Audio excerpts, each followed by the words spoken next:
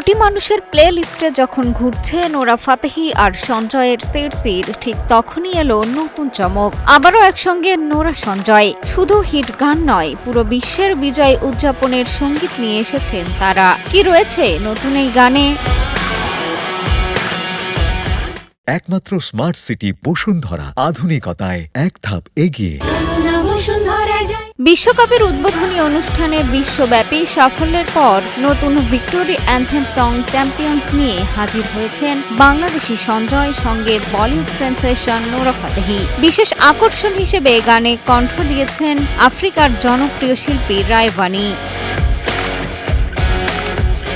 তানজানিয়ার অপরূপ দ্বীপ জাঞ্জিবারে মাত্র একদিনেই শেষ হয়েছে পুরো গানের শুটিং। নীল সমুদ্র, মনোমুগ্ধকর সৈকত আর প্রাণবন্ত নাচ, সব মিলিয়ে স্বপ্ন, লড়াই আর বিজয় ছিনিয়ে আনার উদযাপন নিয়ে তৈরি হয়েছে চ্যাম্পিয়ন্স।